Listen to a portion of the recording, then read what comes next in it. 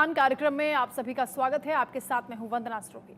भारत की शान कार्यक्रम में आज हम आपको एक बेहद खास मेहमान से रूबरू कराने जा रहे हैं। आपने इन दिनों क्रिप्टो करेंसी या क्रिप्टो माइनिंग के बारे में जरूर सुना होगा, लेकिन क्या आप जानते हैं कि दरअसल क्रिप्टो करेंसी या यूं कहें कि माइनिंग किस तरह से की जाती है। भारत की शान में आज हमारे साथ क्रिप्क्यू के सह संस्थापक अभिषेक भंडारी जी खास मेहमान के तौर पर मौजूद हैं। अभिषेक क्रिप्क्यू के माध्यम से लाखों लोगों को फाइनेंशियल आज़ादी देने का काम कर रहे हैं, या यूं कहिए कि इस क्षेत्र में पैसा कमाना सिखा रहे हैं। अभिषेक जी, बहुत बहुत स्वागत है आपका। अभिषेक भंडारी जी के बारे में आपको ये भी बता दें कि एमिटी नोएडा से क्रिप्टो करेंसी और ब्लॉकचेन टेक्नोलॉजी में पोस्ट ग्रेजुएशन किया है। आज हम इनसे क्रिप्टो माइनिंग, क्रिप्टो करेंसी और इस क्षेत्र में होने वाले नफे नुकसान को समझेंगे। इसके साथ ही इस बात की जानकारी भी हासिल करेंगे कि इस क्षेत्र को उन्होंने कैसे नई संभावनाओं में बदल दिया है। तो चलिए सवाल जवाब का सिलसिला शुरू करते हैं। पहला सवाल अभिषेक जी आपसे, हमारे दर्शकों को अपने बारे में बताएं और ये भी बताइए कि आपने क्रिप्टो करेंसी जैसा चैलेंजिंग क्षेत्र ही क्यों चुना है। जी नमस्कार। पहले तो आप सभी आपके दर्शकों को मेरा नाम अभिषेक भंडारी है, जैसा आप ऑलरेडी बता चुके हैं। तो बेसिकली मैं इस इंडस्ट्री के अंदर लगभग 10 साल पहले मुझे इसके बारे में जानने का, सीखने का मौका मिला। और मेरे एक मित्र थे जो यूके में रहते थे, उन्होंने मुझे बताया कि बिटकॉइन करके कोई नई करेंसी है जो कि ग्लोबल करेंसी के रूप में आज काम कर रही है। सो आई गॉट वेरी एक्साइटेड जब मुझे इसके फंडामेंटल्स और इसके लॉजिक्स और इसकी टेक्नोलॉजी के बारे में मुझे आइडिया हुआ।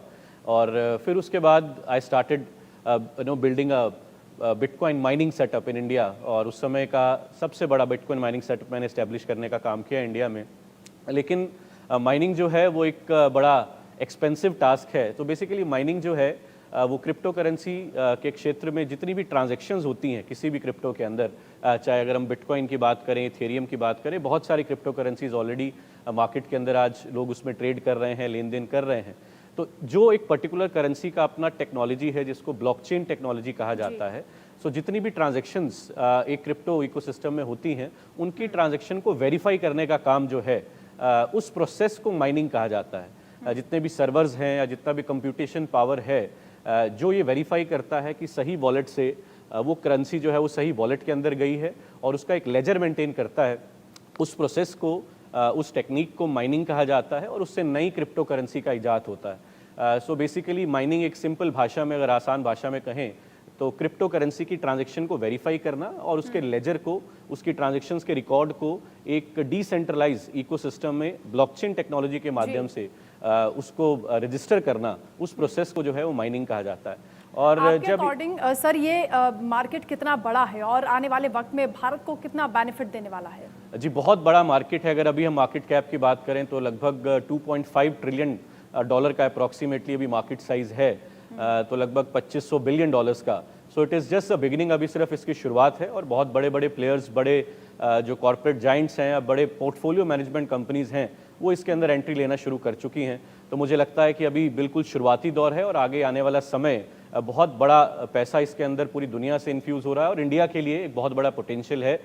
We becoming having the youngest generation जो टेक्नोलॉजी के साथ बहुत ज़्यादा जुड़ी हुई है और आज क्रिप्टो उनके लिए एक माध्यम बन रहा है, एक नया इन्वेस्टमेंट टूल बन रहा है, एक नया ट्रांजैक्शन ग्लोबल मार्केट से कनेक्ट करने का एक नया माध्यम बन रहा है। तो मुझे लगता है बहुत बड़ा स्कोप है, specially for Indian users as well. आजकल क्योंकि 3.0 की बहुत ज़्यादा हाइप है, ये रेवोल्यूशन किस तरह से भारत में जॉब सेक्टर को बूस्टअप करने का काम करेगा?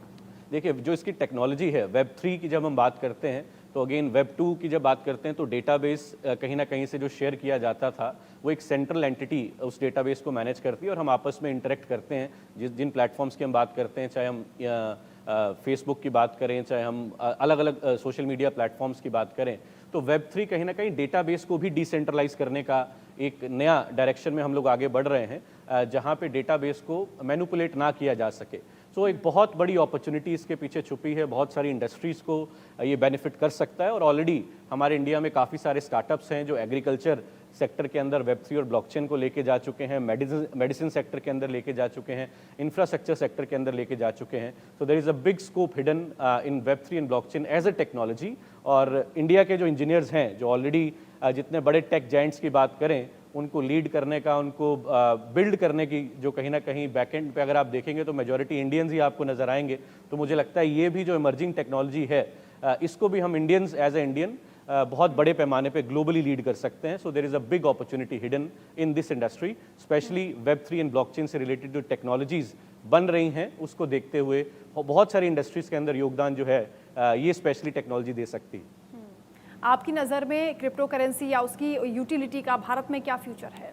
यूटिलिटी को लेके अभी बहुत सारे चैलेंजेस हैं। ऑफ कोर्स जब तक प्रॉपर कंप्लायंस गवर्नमेंट की तरफ से नहीं आता, तो अभी तक क्रिप्टो को as a virtual asset government ने रिकॉग्नाइज किया है।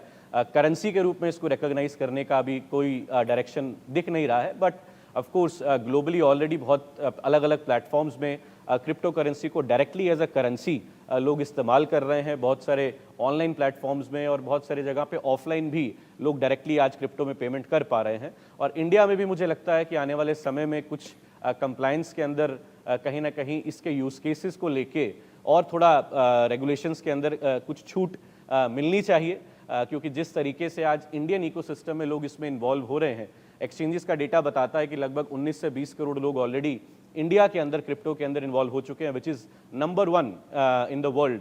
हमारे बाद यूएस के अंदर मैक्सिमम नंबर ऑफ यूजर्स का काउंट आता है। तो मुझे लगता है आने वाले समय में डायरेक्टली क्रिप्टो करेंसी को यूटिलाइज करने के बहुत सारे माध्यम बनेंगे, बट हम लोग भी अपने लेवल पे कुछ ऐसे प्रोडक्ट बिल्ड कर रहे हैं जहां पे जितने लोग क्रिप्टो इकोसिस्टम में आना चाहते हैं वो इजीली अपनी वर्चुअल एसेट्स को स्टोर कर पाएँ, मैनेज कर पाएँ और उसको डे टू डे लाइफ के अंदर यूज़ कर पाएँ। इस तरह का एक प्रोडक्ट बनाने पर हमारी भी कम्युनिटी काम कर रही है। सर, क्रिप्टो स्कैम या फिर वर्चुअल करेंसी में जिस तरह के भी स्कैम होते हैं उससे कैसे बचा जा सकता है?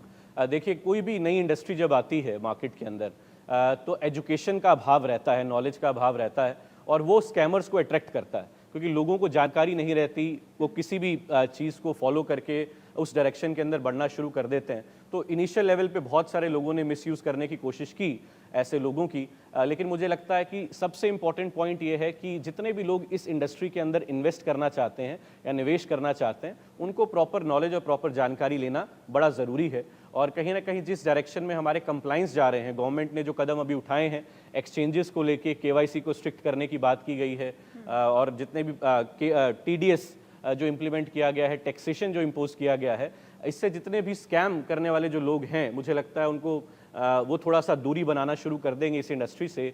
और सबसे इम्पॉर्टेंट ये है कि जब आप किसी भी प्रोजेक्ट में निवेश करने का सोचें या मन बनाएं, उसके बारे में पूरी जानकारी आपके पास होनी चाहिए। फाउंडर्स उसके कौन है, किस तरह का प्रोजेक्ट है, उसका टोकन इकोनॉमिक्स क्या है, क्या टेक्नोलॉजी पे वो काम कर रहे हैं, क्या यूज़ केस उसके बनाने के ऊपर काम किया जा रहा है। तो कुछ ऐसे बेसिक फंडामेंटल हैं या पैरामीटर्स हैं जिनको स्टडी करना चाहिए, एनालाइज करना चाहिए, उसके बाद ही आपको निवेश करना चाहिए उस प्रोजेक्ट के अंदर। इसके अलावा क्योंकि भारत में क्रेज देखा जा रहा है क्रिप्टो करेंसी को लेकर, कैसे दिनों दिन इसकी उपयोगिता बढ़ती जा रही है? जी सॉरी, क्रिप्टो करेंसी को लेकर कैसे उपयोगिता भारत में बढ़ती जा रही है? क्यों इसका क्रेज इतना ज़्यादा है और क्यों होना चाहिए? देखिए, क्रेज इसीलिए ज़्यादा है क्योंकि एक ऑल्टरनेटिव इन्वेस्टमेंट टूल आज की यूथ को नज़र आ रहा है। और जो ट्रेडिशनल हमारी मार्केट्स हैं, चाहे हम शेयर मार्केट की बात करें, स्टॉक की बात करें, रियल एस्टेट की बात करें, गोल्ड की बात करें, जितने भी इन्वेस्टमेंट टूल अभी ऑप्शंस अवेलेबल हैं, उनमें जिस तरह की ग्रोथ आज के यूथ को नज़र आ रही है, उससे कई गुना ज़्यादा ग्रोथ उनको इस पर्टिकुलर सेक्टर में दिख रही है, क्योंकि ये ग्लोबल मार्केट है और ग्लोबल मार्केट से पैसा इसमें इन्फ्यूज़ हो रहा है।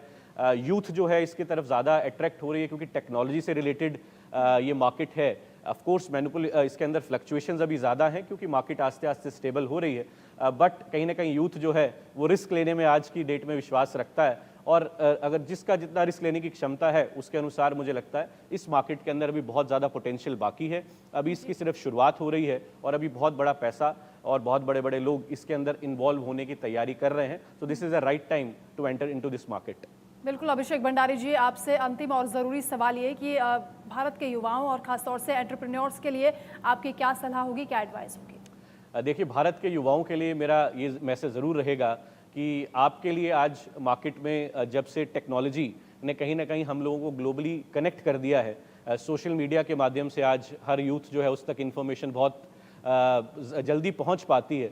तो इन सभी टूल्स का बेस्ट आप यूटिलाइज करके स्पेशली इस इंडस्ट्री में जो कि अभी फास्टेस्ट ग्रोइंग इंडस्ट्री जिसको हम लोग देख सकते हैं। अगर मैं अपने एक्सपीरियंस की बात करूं तो 10 साल में मैंने इस इंडस्ट्री को $10 बिलियन से $3000 बिलियन तक जाते हुए देखा है और बहुत सारे लोगों ने इसमें अच्छा अपने लिए फ्यूचर क्रिएट किया है, टेक्नोलॉजी पॉइंट ऑफ व्यू से भी और अपना खुद का पोर्टफोलियो बिल्ड करने के पॉइंट ऑफ व्यू से भी।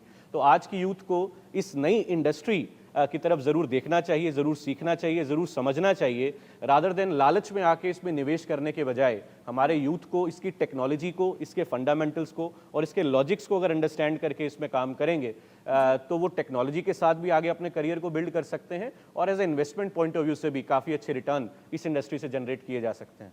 यानी रातों रात कोई फैसला ना करें, बल्कि इसके बारे में डिटेल नॉलेज पहले हासिल करें, उसके बारे में पढ़ें और तब जाकर कोई फैसला करें, आप ये कहना चाह रहे हैं। बहुत शुक्रिया आपका अभिषेक जी हमारे साथ जुड़ने के लिए, इस खास शो में हमारा